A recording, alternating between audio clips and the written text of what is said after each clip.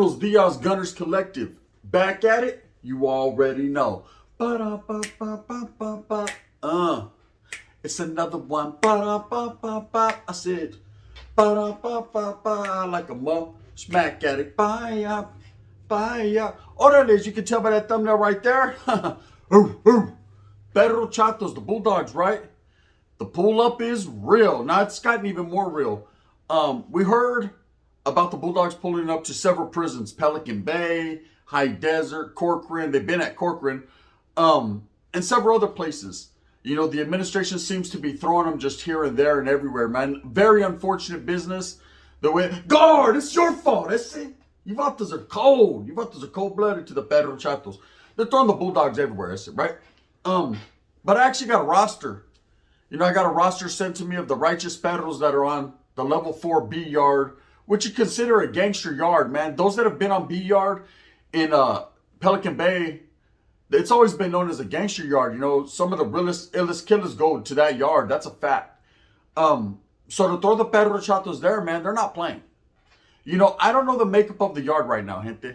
You know, I try to stay out the way when it comes to the prison politics and what's exactly going on and who's there, because it's hard to understand and hard to figure out who's at a particular place at a particular time. They're throwing people everywhere, man. It's just the way of the world now. It's the way that the system's working. California Department of Corrections, CDCR, are not playing when it comes to this mix-up, man. They're trying to force people into programming. They're trying to force people into conforming to new rules and regulations and policies that they got going on. And in the end, we all know, man, the convicts run the asylum. That's just how it is. The doctors and the nurses might be there to sedate them, but at the end, you know, once the asylum is taking over, it's taking over. Now, trip out. The Bulldogs were moved about, I'd say about 6-7 months ago to Pelican Bay B yard. And the first words that we got was, as soon as they got there initially, people were taking flight on them, people were taking off on them. But is that truly the case? Is that what happened on B yard? Because I don't know. Anything I've ever heard so far has been that the Bulldogs started to accumulate numbers there. Now, the roster that was sent to me by a righteous Pedro, good dude, man. There's some heavy hitters on that lista. That list, several of these vatos, if I don't know personally and have had done time with them in YA, I know of them, and I know them to be about that action. These are individuals and dudes that you just don't play with, man. They're not playing games. You know, they're doing life. If not life, they're doing several decades. And just like anyone else, man, they're going to hold it down for what they believe in, right? You got to give them their props and their respect. Put some respect on their name. Now, what it looks like, and I got at a Southsider that used to be there on B yard back in the days, and he told me, he said, "Hey, Holmes, that's a gangster ass yard. That was a yard that was rocking. Anytime anyone acted dumb, that yard rocked. Period." Now, we all know about the notorious Pelican Bay riot that happened, you know, in 2000, 2001, I think it was 2000. We all know about it. We've watched it. I've spoken on it. Other people have spoken on it. Remember the Big U Knockout 32 that we disproved that he wasn't even there at that time, that it was just Whack 100 running this whole, oh, Pyro, we did it. No, keep Pyro out your mouth, fool, because you bullshitting now. You're just doing too much now. Stop putting it on your booty cheeks that you was butt naked in the bed with. Don't put it on Pyro, because you ain't got that right anymore. But what we do know for sure and for actual evidence is that something did take place between the brothers and the Southsiders, and it was mainstream. You know, it went worldwide. Everybody knows about it. Now, when you think Pelican Bay, that's what you think. But there's a lot more to Pelican Bay. You know, there was the shoe. You know, people were doing indeterminates. People were stretched out all day. They had some of the most notorious people in them shoes. Them hallways were walked by gangsters, man, by true, real life gangsters. People that really were about the business or are continuing to be about the business. And the shit don't stop. The oil's still filled up with individuals that get off. It's still a desolate, dark place that, having been, you know, when you're sent there, you don't want to be there. You know, bordering, you know, it's in Crescent City, bordering Oregon and California. It's just like, man, it's far from home. Don't no one live up there. Guard, you don't even live up there. What the? No one lives up there. And in Menudo in direct fashion, don't no one want to be there. Pelican Bay, shit. Vatos are talking about, hey, I made it to the big time. I made it Pelican Bay. And then they're, in the distance. That's all you get is some pelicans. That's it. Fly pelican. That's it. So no one wants to be there. So I know the Pedro Chatos being from Fresno, California, definitely don't want to be there. That's far from the Central Valle. from the original 209 to the 559 where we're getting it live, right? I know that they don't want to be up in the Bay, but they are. And they're pretty deep. To see a roster of 26 Perro Chatos on one yarda, one facility, that's pretty deep, man. Because you have to think about it. This is average. I'm going to give you guys the baseball average, right? You hit a yard, there's maybe 100 to 150 Southsiders on a yarda. Whites, maybe 30, 40, maybe 20, Blacks, maybe 200, 150 to 200. There's usually as much blacks as there are Southsiders. It just doesn't seem that way because all the Southsiders together and the blacks are fragmented in groups, right? But they are pretty deep. The brothers just got a whole bunch of different groups going on. The Woods, like I said, 20 or 30, brother, but we're strong, brother. You know what I mean? We love your life. And then when it comes to the Norteños, if there are Norteños on that yard, there's usually 30 max, 30 max, and they feel like they're doing it, 30 max is cool. That's evening out with everybody. And then the others, there'll be 10 to 15, and that's so on and so forth, right? Paisas, maybe about 30, 40. That's the makeup usually of pretty much every yard on the average, right?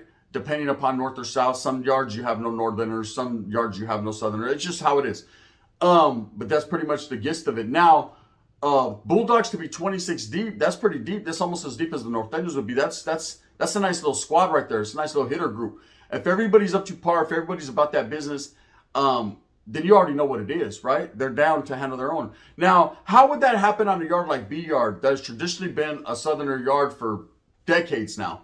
I don't think they would just let them come in, move in, and establish, right? That's what's not going to happen unless there was some type of semblance where they're working together or there's a red light like, hey, we're going to let you guys do your thing and establish. I don't think that would happen at this point in time.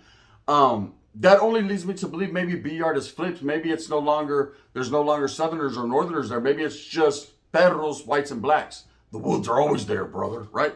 Maybe that's the case. And I think if that was the case, then they would be able to establish. They would be able to set up shop, plant their flag, and handle their business. Now, of course, when you have no enemies on the yard, it's easy time. It's easy peasy, beautiful cover girl. It's easy money, right? So they can sit back and bask in the ambience of Pelican Bayism and do their time. Does that mean it's going to be easy time? Well, absolutely not. You're still fucking far. I mean, it's easy as to the point where you don't have to worry about getting schmacked when you get out to the yard. But it's still way out of nowhere. It's hard to get visitas. Cantina's all jacked up, and you're still in the Bay, and you got that feeling that you don't want to be there at no point in time. There's a lot of history there.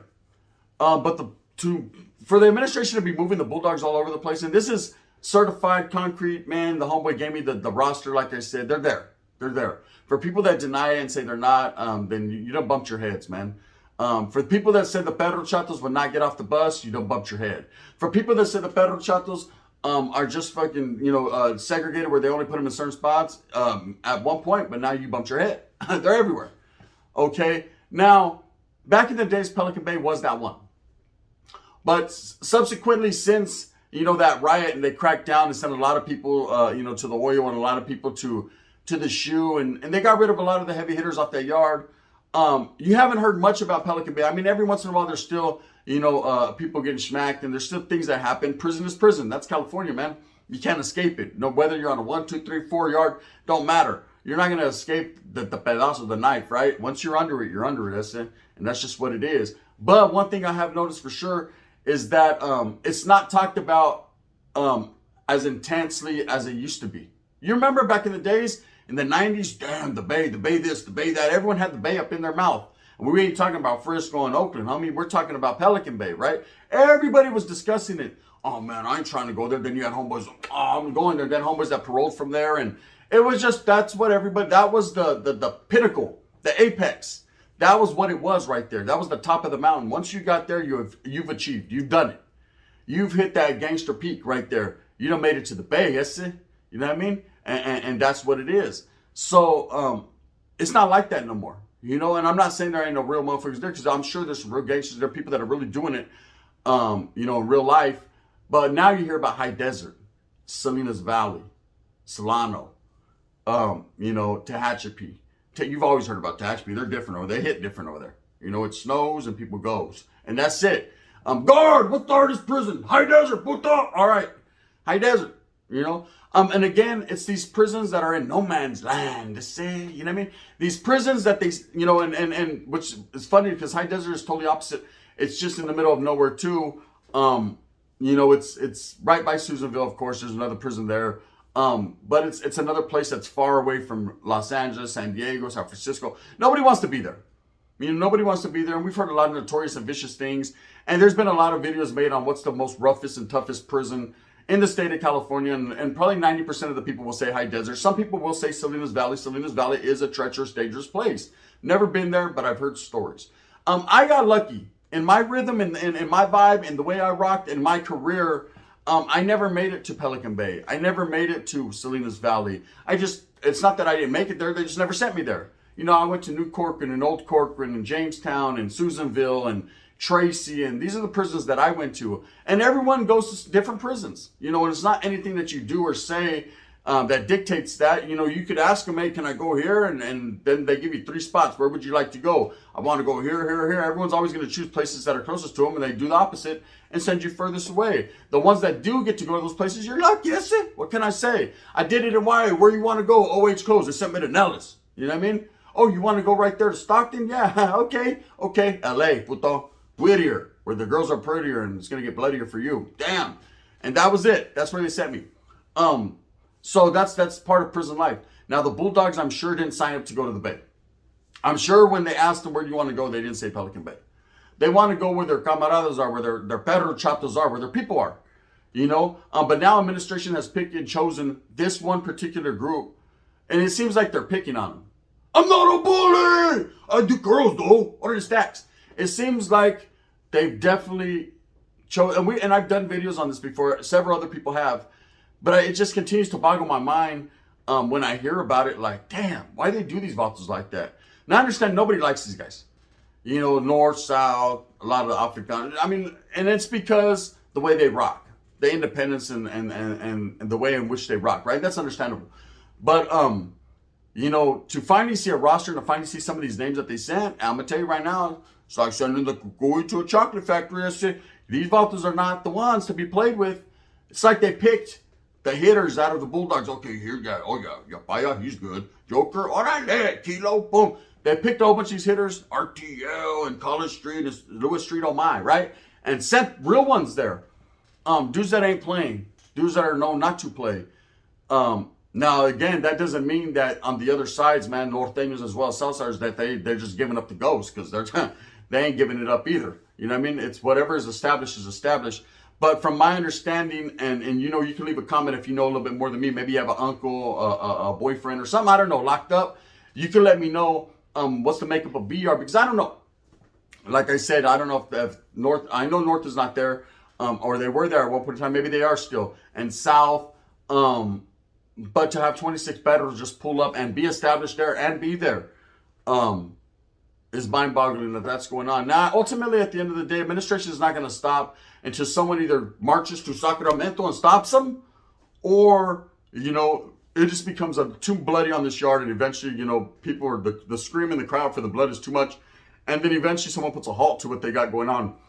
But it seems like they're going to continue to drop Bulldogs. I got the burpees. They're going to continue to drop perro chatos everywhere they want. Bang, bang, menudo. There you go. Right? And that's cold. That's cold. I can only trip out on how these guys are. You about to have to be some gangster, vato. You know what I mean? To go, imagine when you get to reception, it's like, man, they're going to send me anywhere now. There is no more just send you over here or send you over there. Now it's like you could end up anywhere. So you could, man, it could be bad news for you. You can get there like, at least I got homeboys here, and you ain't got a homeboy. All you hear is, in the distance. Hello. Nah, Spencer Holmes, you're on your own. On your own, Michael McDonald. Guard! They be sending them everywhere, huh? They be sent. It's just what it is now. It's the future. I said, and this is how bad it has gotten, where they're playing with people's lives like that. But if you look at it, in the history of administration has always been playing with people's lives, man. They move you here, there. There's nothing you could do to me that Castro has not already done, right? They're going to move you wherever they feel that they can, and they shall. And it's all a test. It's a test of not only the stability of you and your security and what you're going to do with yourself. Because ultimately what they're trying to do is force you into compliance, force you into conforming, force you into programming. Now, what I've learned a long time ago, Vato's going to program if he wants to. If the vato wants to sign up for college courses and get his education and work in the kitchen and just do his time, that's what he's going to do. Most people, that's what they want to do. Doesn't mean they're going to do that because, of course, they're under the rule and thumb of whatever they're under, right? But that's what they want. They just want to do time, homes, and get back to their old lady because Lionel's over there giving her, can I have your cornbread? And she's over there like, oh, shit. And I mean, the brother's over there giving it to her. Long pipa style. We already know what it is.